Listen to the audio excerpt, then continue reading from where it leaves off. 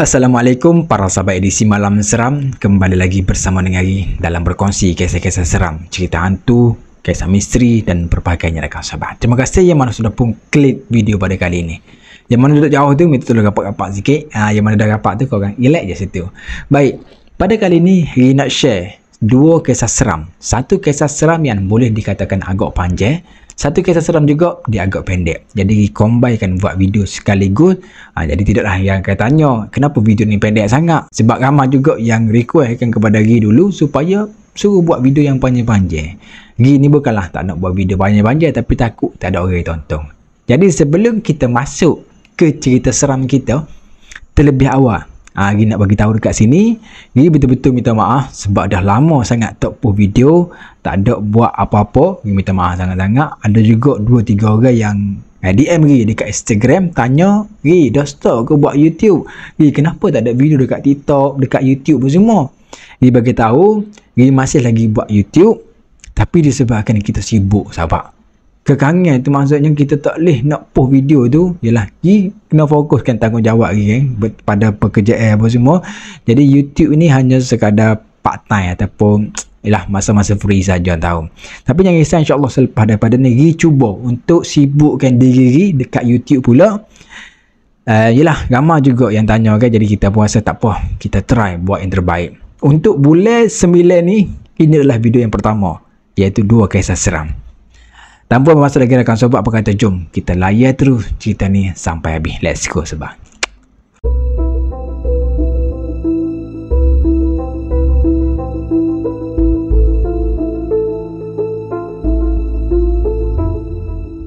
Cerita yang pertama ini datangnya daripada salah seorang perempuan. Tidak memperkenalkan umur dia, dia juga tidak bagi tahu nama dia. Biasalah, kalau dia tak bagi tahu nama dia, kita yang akan bagi tahu pada dia nama dia tahu.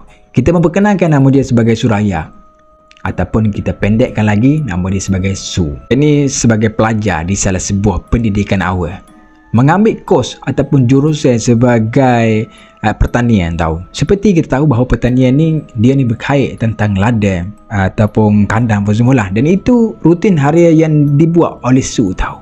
80% banyak masa dia tu dia habiskan dekat ladang dan juga dekat kandang. Boleh dikatakan 20% lah apa kita panggil dia buat habiskan dekat kelas.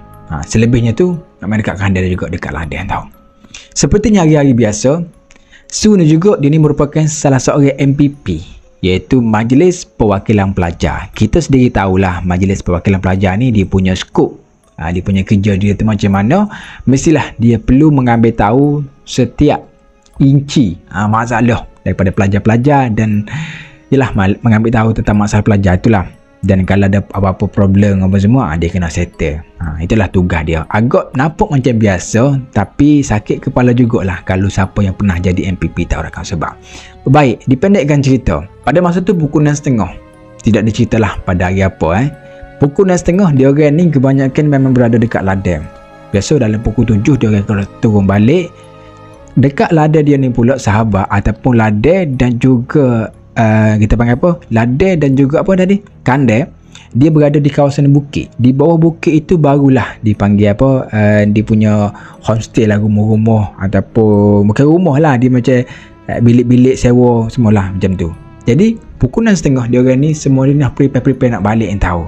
Setiap hari apa kata Su, dia ni menjadi orang yang paling akhir sekali duduk dekat belakang dan juga orang yang paling last sekali untuk cek tandas dalam keadaan okey, semua dalam keadaan okey, barulah dia akan tutup pintu pagar. Dia antara terakhir lah untuk cek semua. Ditugaskan macam tu daripada lecturer dia tahu. Maka dia pun dah settle apa semua ni, nak balik nak turun ke, nak balik ke ataupun kodong masing-masing maka dia pun tutuplah pintu pagar ladang dia. Bila dia nak tutup pintu pagar ladang dia sahabat, dia nampaklah salah seorang member dia yang bernama Nun tahu. Member dia ni berada dalam kawasan ladang. Tak tahulah ladang kau kandang lah, tidak cerita dah pada masa tu. Tapi dia duduk segitu, apa yang pelik, apa kata Su ni, dia ni seperti dikejar sesuatu pun boleh, seperti mengejar sesuatu pun benda boleh jadi juga. Pergi mari dalam pusing ladang. Su ni berasa pelik lah. Aku rasa aku yang paling last, takkan ada lagi kot. Lagi-lagi tu member aku, dia pun buka pintu pagar yang besar tadi tu, pergi masuk balik. Ini pun tidak diberitahu bentuk dalam ladai dia ataupun kandai dia tu macam mana. Cuma kita boleh imagine sendiri lah. Bila kita sebut kandai ataupun ladai ni, kita boleh tahu lah macam mana. Dan dia pun bercarilah Nur ni, pusing-pusing masuk dalam tanda apa semua pusing. Memang Nur tidak ada sahabat. Dia fikir, okey, mungkin Nur dah turun kot ke bawah. Dia pun apa lagi? Tutup pintu pagar, menuju turun balik ke rumah dia. Bukan rumah dia pula, menuju balik ke bilik dia lah. Maka selepas daripada maghrib, settle sembahyang maghrib dekat surau, maka dia pun naik dekat dom. Bila naik dekat dom, dia pergilah ke bilik si Nur ni, sebab dia punya bilik Nur dengan Su ni dia lain-lain. Mungkin sebelah-sebelah ataupun aras 2 dan juga aras 3. Pergi masuk, dia nampak Nur dia tengah sembahyang, tengah solat lah. Maka dia kata, mungkin tak ada apa-apa tadi. Sebab apa? Dia nak pergi jumpa dekat Nur tadi, sebab dia nak tanyalah apa masalah tadi dekat kandang tu, berlari-lari apa semua. Tapi bila nampak Nur ni tengah solat, maka dia pun fikir, tak ada apa-apa yang jadi kot, biasalah. Pukul 9.30 selepas ada sembahyang isyak, rutin harian seperti kita lah. Bila kita duduk dekat homestay kan, kita ni bila dah tak ada assignment, tak ada kerja yang perlu kita buat, bersembang dengan member tu je lah. Dia pun duduk lah bersembang dengan grup dia lah. Bersembang adalah membawa kan. Duduk sekejap, tiba-tiba sahabat dia mendengar bunyi suara perempuan, teriakan perempuan yang memang sangat kuat. Dan perempuan itu cuma di hadapan bilik dia saja. Dan lamalah dia tengah melari ni, tiba-tiba salah seorang daripada member Su ni, dia pun panggil lah. Dia kata, Kak Su, Nur kena histeria, Nur kena rasuk. Dalam keadaan muka sangat yang panik. Kita panggil panik gila-gila lah tahu. Maka disebabkan dia panggil Kak Su ni, sebab dia punya umur dia dengan yang lain ni perbezaan umur dalam 3-4 tahun macam tu. Sebab itulah kebanyakan pelajar-pelajar dekat situ dia bahasakan sebagai Kak Su dekat situ. Jadi Su ni pun dalam keadaan bergegah ni pun pergilah setiap bilik. Dia bagi tahu suruh turun pergi dekat surau. Pergi bilik sebelah, bagi tahu turun dekat surau. Tak nak bagi apa-apa kan. Seperti yang kita tahulah, bila dah seorang kena histeria dan kena rasuk, benda ni dia boleh jadi berjangkit tau. Daripada seorang pergi ke satu orang, daripada satu orang pergi ke 5 orang, lalas sekali kena 20-30 orang macam tu. Pernah jadi tempat yang mana pergi belajar sekolah dulu, pernah jadi macam tu. Dia berjangkit tau. Maka pergilah dia ni, antara orang yang paling bertanggungjawab juga, pergi ke setiap bilik, beritahu korang turun bawah, korang pergi surau, korang pergi semualah. Maka dia pun turunlah ke aras. Ada satu benda yang tidak terduga tau terkena kepada Kak Su ni ataupun Su ni. Masa dia nak turun, dia nampaklah satu bayangan hitam yang besar. Katanya benda itu berterbang di udara. Berterbanglah. Terbang pergi dekat koridor dan masuk di salah sebuah bilik. Bukan bilik Su, bukan bilik Nur juga. Maka dia pun lagilah dia panik tahu nampak benda tu. Tapi dia tak ceritalah dekat member-member yang lain tu dia nampak apa. Dia cuma senyap saja. Dia takut bila aku cerita ni kan, orang lain pula jadi semakin takut kan, ada pula yang kena histeria. Maka bila masa tu dah ramailah confirm setiap bilik perempuan itu memang dah kosong, tak ada siapa-siapa dalam tu. Maka dia pun masuklah ke dalam bilik Nur. Dalam bilik Nur pada masa tu cuma ada 5 orang saja. Saya ingat lagi lah apa yang dia cerita. 3 orang lelaki, iaitu merupakan MPP juga. 2 orang lagi adalah Nur, Su dan juga seorang lagi dia tak ceritakan nama dia. Maka dia duduk dalam tu. Kesemua mereka ni, selain daripada Nur ni, kumak kamik tak mulut. Bacalah apa yang keluar pun, baca. Sebab sambil menunggu ustaz sampai ni. Sebab ustaz sampai ni dalam masa 30 minit barulah ustaz tu sampai. Sebelum tu dia akan baca-bacalah apa yang patut suruh apa semua kan. Tapi seperti biasalah, 10 minit, 15 minit, kelakuan si Nur ni masih lagi seperti biasa tau. Duduk bertepik apa semua kan, macam nak melarikan diri. Macam tu lah. Aku dah baca. Berselang dalam 10 minit, maka Nur ni tiba-tiba dah jadi duduk diam tau. Duduk macam letih kan. Biasalah orang kena lepas histeria, kena rasuk kan. Bila benda tu dah lari, maka dia pun jadi macam lemah semangat macam tu. Jadi mereka semua yang lain ni fikir, okey, Nur ni dah okey kot, alhamdulillah lah, Nur dah selamat, Nur dah tak ada apa-apa yang jadi. Okey, nampak Nur ni memang betul-betul lemah sangat-sangat. Jadi 2-3 orang perempuan ni pergi duduk dekat sebelah Nur, usap-usap bahu, baca-baca apa yang patut, lap-lap muka apa semua kan. Dah orang lepas histeria. Maka tidak semena-mena, sekali lagi rakan sahabat, Nur ni yang mana lemah tadi tiba-tiba paling setiap mata seseorang itu dia tenung sangat-sangat tajam. Lebih kurang macam tu lah. Dia tenung dan dia orang ni fikir, Aish, dia mari pula. Benda ni masuk balik lah. Apa dia fikir? Tiba-tiba Nur ni pun berdiri, rakan sahabat, keluar dekat bilik ni sambil berlari. 2-3 orang. Yang mana lelaki tadi pun turut kejar juga, tapi dia punya lari ni laju melebihi daripada Usain Bolt, rakan sahabat.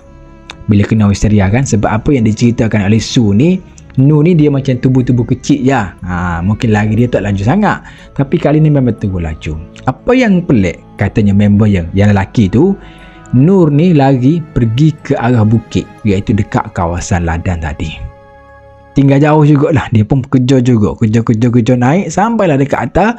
Maka tiba-tiba si Nur ni pun jatuh tersungkur di hadapan pintu gerbang ataupun dekat pintu landai tu tadi. Tiba-tiba jatuh dekat situ. Maka tangan dia dalam keadaan yang sambil pegang tanah macam tu lah, pegang tanah. Maka member yang lain ni pun pergilah menghampiri si Nur ni pun pegang bahu Nur. Yang mana Nur tadi sahabat yang kita dengar kan, orang yang menjerit apa semua, tiba-tiba ditukar suaranya menjadi mengilai pula sambil ketawa. Jadilah ramailah lagi orang yang duduk dekat kawasan tu takut.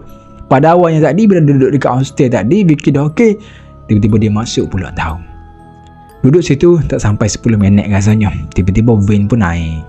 Bila van naik, maka dia pun ambil lah si Nur ni pergi ke rumah rawatan Islam. Dekat situlah pergi, kena rawat jugalah dalam 2-3 hari macam tu. Jadi tak semua orang yang ikut sebenarnya.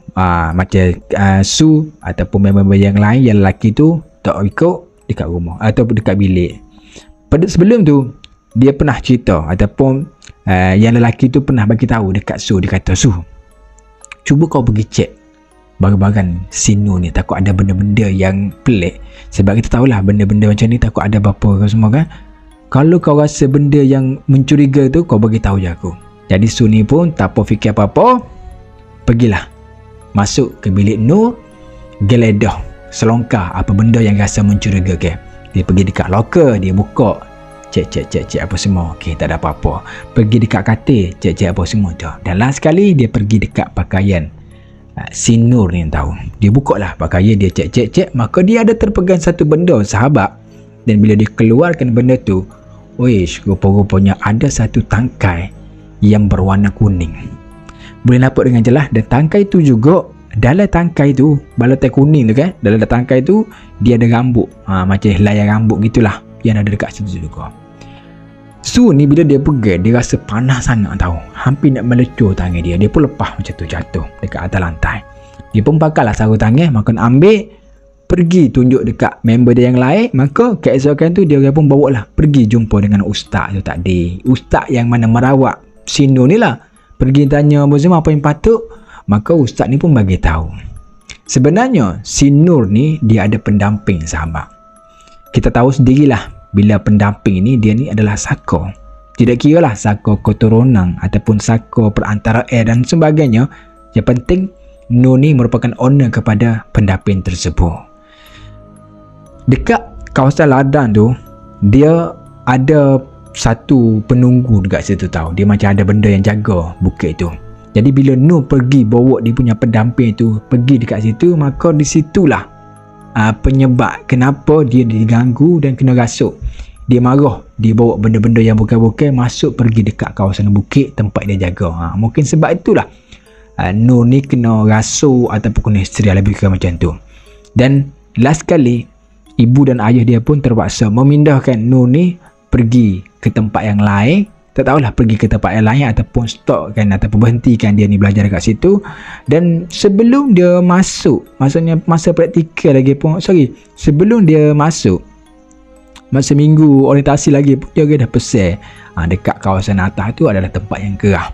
Jadi kalau siapa-siapa yang ada bela ke apa, ada apa-apa, saka ke apa semua, minta tolong tinggal dekat rumah. Jadi sebelum tu mesti ada yang tanya, sebelum tak pernah jadi ke pada Nur? Kenapa kali yang pertama baru jadi pada Nur? Sebelum ni memang tak pernah jadi, dan itu merupakan kali yang pertama yang terjadi kepada Nur. Sebelum ni dia tak pernah bawa tahu tangkai tu pergi ke mana-mana, tak pernah. Simpan dekat rumah saja. Sebab pendamping tu dia akan ikut. Kalau mu pergi dekat situ pun dia akan ikut. berdasarkan tangkai yang selagi ada. Pergi je mana-mana asalkan bawa tangkai tu, pasti benda tu akan ikut. Kalau tinggal dekat rumah, ya tak ikut lah. Lebih macam tu. Lagi-lagi si Nur ni pula merupakan owner ataupun dia punya tuan, dia punya saka ni, lagilah benda tu jadi lagi bahaya kan sebab kongsikan oleh Siti tau. Dia ni bagi tahu ada di belajar. Dia ni ada belajar di salah sebuah IPTA yang berada dekat Johor. Kita tak perlu cerita tempat mana, kita jaga aib dan juga privasi dia. Kan dia cerita nanti ada yang takut nak masuk belajar kan. Takut nak masuk. Dekat IPTA dia tu ada satu tempat yang misteri, berhantu lah. Daripada senior ke junior jugalah tau. Iaitu ada sebuah makmah. Kisah ni berlaku selepas daripada minggu orientasi. Yang mana awal pada minggu orientasi ni senior ni dah pesankan kepada dia orang. Kalau kau lalu dekat kawasan makmah ni, kau kena jangan bercakap semban apa semua, jangan mencarut apa-apa, banyak kena baca doa. Pada awalnya dia orang semua ni Gig City lah, geng-geng dia ni fikir macam ini benda yang biasa kok, nak menakut-nakutkan junior punya masa kan. Kan ada tradisi gitu masa belajar dulu. Dia orang buat tak hirau saja. Maka selepas daripada minggu orientasi, Siti ni dia adalah masuk satu kelas, iaitu kelas silat tahu. Di mana kelas silat ni kalau dia nak pergi daripada asrama dia, di mana dia perlu berjalan kaki ke dekat, tapi di kawasan tempat dia belajar jugalah. Mungkin dalam masa 15 minit juga jalan kaki. Laluan yang perlu dia lalu adalah laluan makmah. Itu saja. Dan laluan makmah tu waktu malam memang sangat-sangat gelap. Apa yang diceritakan oleh Siti memang gelap tahu. Jadi dia pun pergilah seorang diri tahu, member dia lain tak ikut. Maka dia pun berjalanlah pergi. Masa dia lah pergi tu, dia nampaklah 2-3 orang lelaki dan juga perempuan yang lain pun ikut juga pergi dekat dia punya kelas silat tu. Mungkin dia orang ni masuk jugalah katanya. Settle apa kelas silat lebih kurang dalam pukul 11.30. Dah settle kelas silat, dia pun baliklah dekat rumah. Bukan dia orang lah, Siti ni pun baliklah dekat asrama. Perjalanan dia balik ni seperti biasalah dia bagi tahu tadi, laluan makmah tahu, gelap macam tu lah. Bila lalu seorang diri ni, maka betul-betul dekat kawasan makmah ni, tak jalan, dia pun nampaklah 2 orang lelaki di hadapan dia. Maka lelaki ni dia tengah berjalan tahu, tiba-tiba lelaki ni berhentikan langkah dia senyap. Jadi Siti ni pun terpaksa kena stop jugalah tahu. Maka lelaki ni pun berpaling ke arah bawah. Bukan tengok kepada Siti lah, taklah. Tengok ke arah bawah. Jadi Siti ni macam apa benda ni? Apa benda ni? Takut juga tahu. Maka dia paling dekat Siti, dia kata, pergi, jangan pandang ke bawah. Pergi jangan pandang ke bawah. Mungkin ada benda yang lelaki tu nampak, tak tahulah. Maka Siti ni pun dalam keadaan yang menggeletar macam tu, berjalan lah. Maka dia pun, yalah, belah-belah orang dah bagi tahu kan, jangan pandang bawah. Dia pun tengok juga bawah. Nak dijadikan cerita, dia pun terpaling lah tahu. Terpaling, bukan pisau paling, terpaling. Maka dia nampaklah dekat sebelah tingkat rakan sahabat, ada satu makhluk tahu yang berwarna hitam. Rambut dia panjang dan muka sangat-sangat hodoh lah. Kita boleh gambarkan sendiri macam mana. Dan dia nampak benda tu, yang mana senior tadi dah marah dah dia. Dia kata, aku dah bagi tahu jangan pandang bawah. Pergi lagi. Jadi Siti ni pun berlari lah dalam keadaan yang menepik, melolong gitulah. Biasa puas kan. Lari sampailah dekat asrama dia. Boleh kurang dalam 2-3 hari jugalah si Siti ni demam panah. Biasalah kalau kita nampak benda-benda macam ni automatik lah kita akan rasa demam panah sebab kita tak rajin kena benda-benda gitu tahu. Dan itulah kisah yang kedua. Seperti yang bagi tahu tadi, agak panjang dan juga agak pendek. Cerita yang pertama tadi, Ri rasa terpanggil untuk nak berkongsi satu kisah juga yang terjadi kepada sahabat Ri. Dia bukan kisah sebenarnya. Yang mana dia ada salah seorang member masa Ri belajar dulu berkait tentang tangkai coding. Tapi dia bukan tangkai coding. Sahabat Ri dulu, dia ni macam cincin tahu. Dia menggunakan perantara perjanjian dengan pendamping ni dengan menggunakan cincin. Kalau orang yang biasa, maksudnya kalau macam Ri pegang cincin dia rasa macam tak rasa pedih, panas sangat. Tapi kalau dia rasa macam okey tahu cincin tu, sebab dia macam perantara cincin. Lebih kurang macam tu lah. Tapi cincin dia comel tahu. Dan setiap kali Gi nak pakai cincin, dia mesti akan marah Gi. Kenapa pakai ni semua Gi pun tak tahulah sebab apa dulu. Tapi bila diceritakan balik, rupa-rupanya dia ni ada saka. Dan saka itu siapa-siapa yang pakai cincin dia ni, saka dia tu akan marah ataupun akan ganggu. Lebih kurang macam itulah. Jadi itu saja kisah yang Gi nak share pada kali ini. Untuk kita akan berjumpa di next video. Jangan lupa untuk saya yang masih lagi baru, perlukan korang untuk tekan butang like, subscribe dan juga korang share video ni.